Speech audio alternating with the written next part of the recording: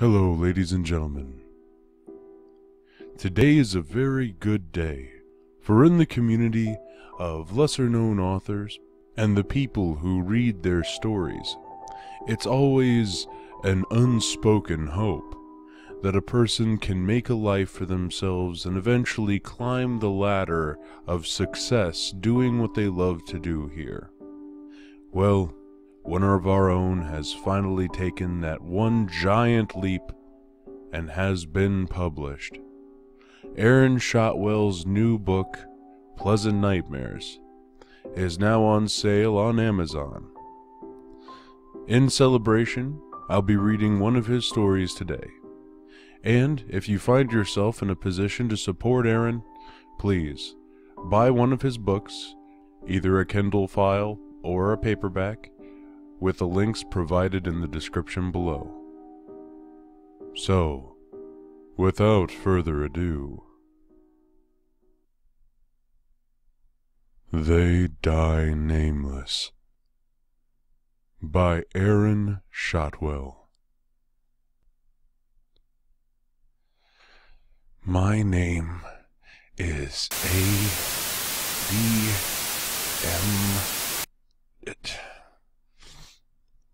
My name is A-D-A-J-M.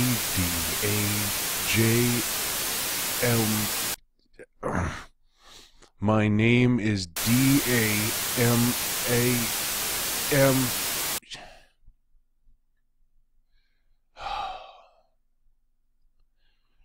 I've been writing these words over and over for the past 12 hours. Writing to remind myself. Yet no matter how many times I try to write it, it never lasts to the final stroke of the pen. I suspect it won't be long before the memory fades as well. I just hope this journal finds its way into someone's hands. Anyone's hands. Please, whoever you are, please remember me.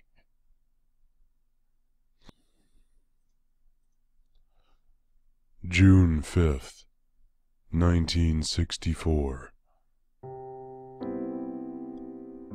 Since before my university years, I have been fascinated by ancient Egypt, the cradle of civilization where gods and empires rose from untamed sands. These stories of our beginnings lay buried in silent tombs for thousands of years. The Valley of the Kings held answers to many mysteries, and sometimes new mysteries for the finding. A wealth of revelations and surprises, and its allure drew me to the life of a historian many years ago. Above and beyond the profession, unveiling these wonders has been my greatest pleasure. To that end, today is a momentous day for my career. Until today, my research has been limited to secondary sources. As one might imagine, gaining access to original texts and artifacts can be a challenge. Yet, I have the great fortune of receiving a rare donation concerning my most recent subject of intrigue, courtesy of a generous private collector. Unfortunately, for the sake of privacy, he wishes to retain anonymity in all publications.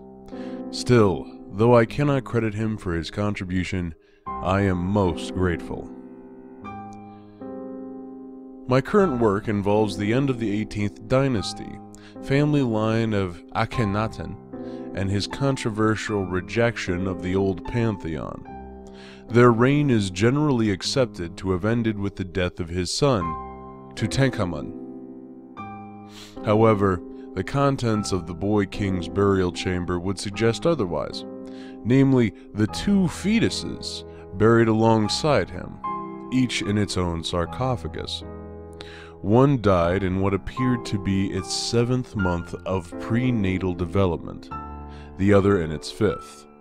Their identities and the causes of their miscarriage are as of yet unknown.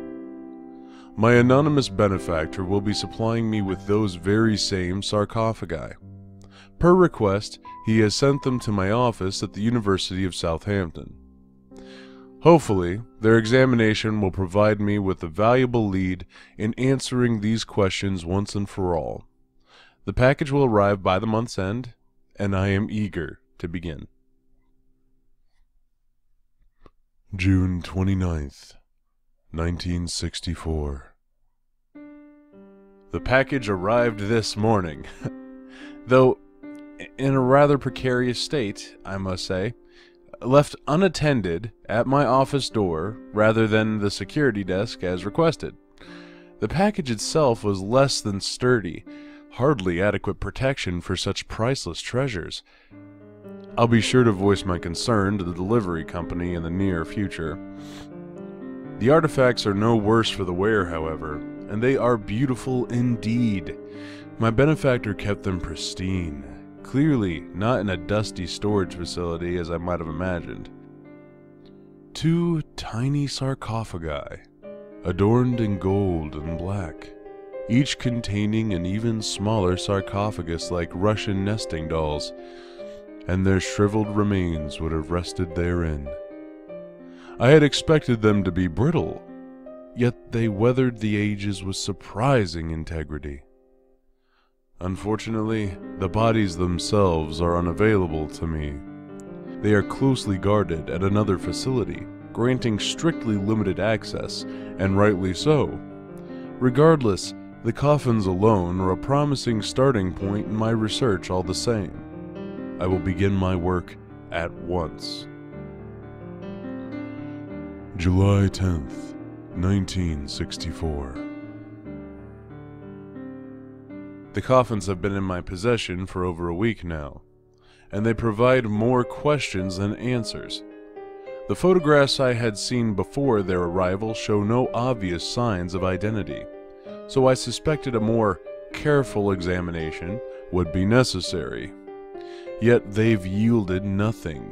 No names, of course, no epithets, no prayers, no symbols of protection. Not even the smallest indication of ritualistic practice concerning such deaths. That these fetuses were embalmed and entombed in a royal fashion, yet put to rest with no marks of distinction, is a confounding enigma. I can only assume that they were Tutankhamun's miscarried children, based on how near they were found to his resting place. And even that poorly supported conclusion lends no clue to the circumstances surrounding their deaths. Clearly these two were of great importance. Their bodies were treated with the same care as any king. Why, then, would they die nameless? Why would it be permitted? This was no folly of incompetence or neglect. No, I can say with confidence that they were deliberately omitted. How very puzzling. July 23rd, 1964. At the height of my frustration, I have made an astonishing discovery. To be honest, I am surprised that I am the first to notice it, or at least the first to mention it. At the foot of one of the inner sarcophagi, near the edge of the lip beneath the lid, I found a very fine, nearly undetectable slit in the clay. It could easily be mistaken for a stress fracture, and I almost dismissed it as such. However, when I adjusted my desk lamp, that's when I saw it. Something deep in the slit reflecting the faintest touch of light. After probing with a needle and a pair of tweezers, I was able to extract a small, tightly folded piece of papyrus reed parchment. Of course, it did not age as well as the clay sarcophagus, made thin and weak at its ancient seams. Keeping it intact whilst unfolding was a delicate and trying task, yet mostly successful. The last bit adheres to itself rather strongly, and with evident purpose. The ink is quite faded, but I have been able to discern the following. Let their names die with them, sealed in earth and forgotten. They were called. Doubtless, The last bit conceals what would have been their names in life, had they survived. Though risky, I may be able to undo the last few folds with the careful application of a razor blade and a non-corrosive solvent, but I must use caution, as this could very well be the key to solving this riddle, thereby documenting a solid conclusion to an important period in Egypt's history. July 24th, 1964. I have been staring at this blank page for a while now, trying to find words to describe what I experienced last night. It sounds ludicrous no matter how I think to phrase it, so I've been trying to rationalize it. It may be due to lack of sleep, or perhaps mounting frustration, perhaps oncoming sickness and feverish hallucinations. I am uncertain. But I cannot fathom the alternative. Yet for all my reasoning, I cannot dismiss the chill crawling over my skin. The last of the parchment's folds gave more easily than I expected, requiring very little pressure at all, and they revealed what I now struggle to explain. I understood the characters that I saw. I understood their meanings and uses individually. I understood the sounds they should have made, but together as I saw them in that state, they evoked no thought.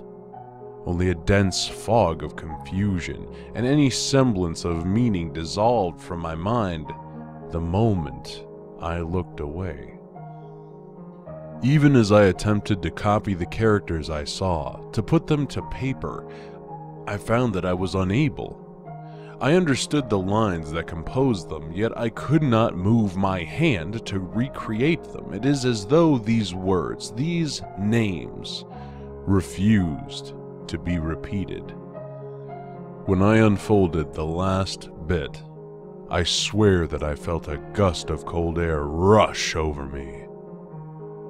I heard a wordless whisper in my ear, calling me.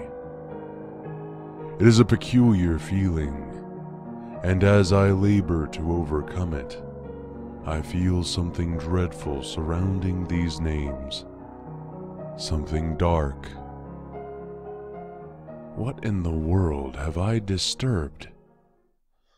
August 12th, 1964. I have ceased my study. I would return the artifacts to my benefactor if they did not frighten me so. To be in the same room, to see them sitting atop my desk as I stand at a distance, is unbearable. The parchment is nowhere to be found, and for that I am grateful. I dare not set eyes upon those characters again, for just the one glance will certainly haunt me for life as it is. I have had horrible, relentless visions since the night I unveiled them. Visions of suffering and regret. I will not set foot in that office again, not while those terrible things remain. I'll be leaving the city tonight. I do not know where I will go, but I am compelled to flee. I cannot abide this place.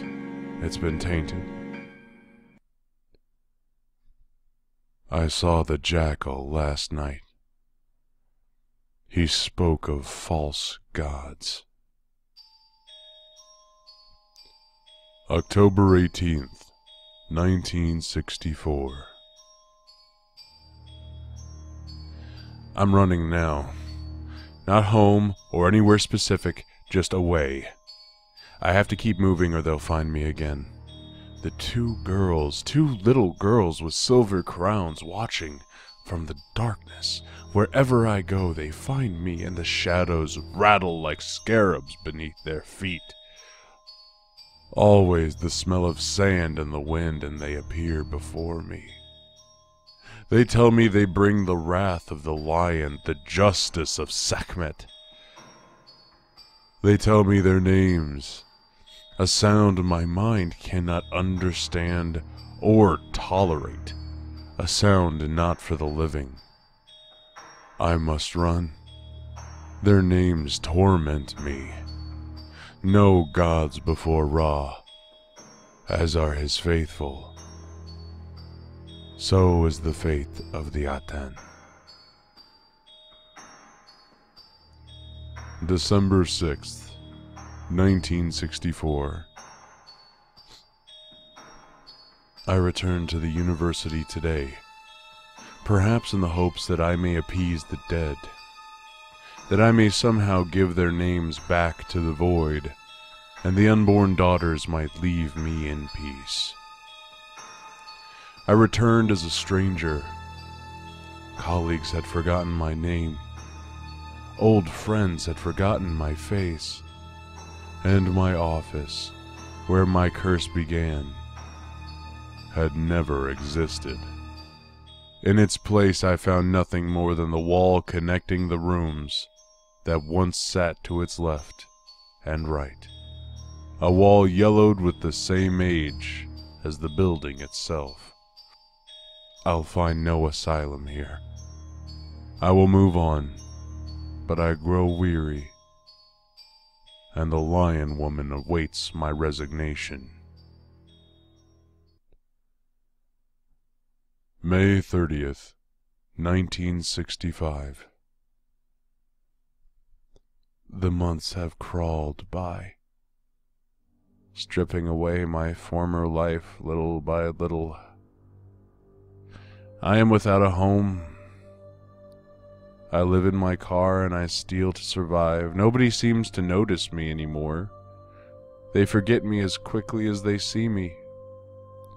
Nobody listens to my cries for help, and I sometimes believe they may not even hear my voice. I press on through the streets as a broken man, trudging more than walking. And they move past me without a second glance. My parents no longer know me. They never had a son.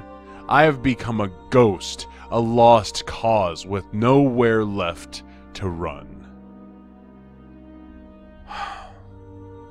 My car broke down 2 days ago. No time to find another, no time to stop. I flee on foot. I sleep only where I lose consciousness. I pray they don't take me in my sleep, and I count my blessings when I wake where I collapsed. But I always see them waiting for me in the last moments of dusk before sunrise. I've taken shelter in a sewage tunnel for the night, but this is where I will likely find my final rest. I've grown too tired to stand.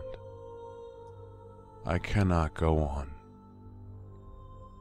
I await my judgment. May 31st, 1965.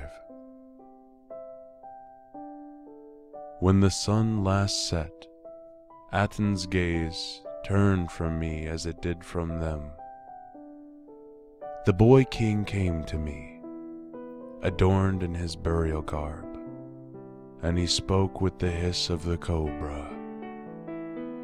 He gave me the names of his daughters, and with them an understanding. To know faith in Aten is to know the anger of Ra. To know Aten's faithful is to know the wrath of Sekhmet. To remember the banished ones is to face the void, and so, in exchange for their names, he took my own. This will be my last entry. Here, on this page, I leave my last words to the world, though they may never be known. Each letter's ink lifts from the page like ash on a breeze, and as I lay here, dying, slowly collapsing to dust without the essence of a self, I cannot help but reach out to another in vain. I cannot help but try to leave a memory. Please remember me. My name is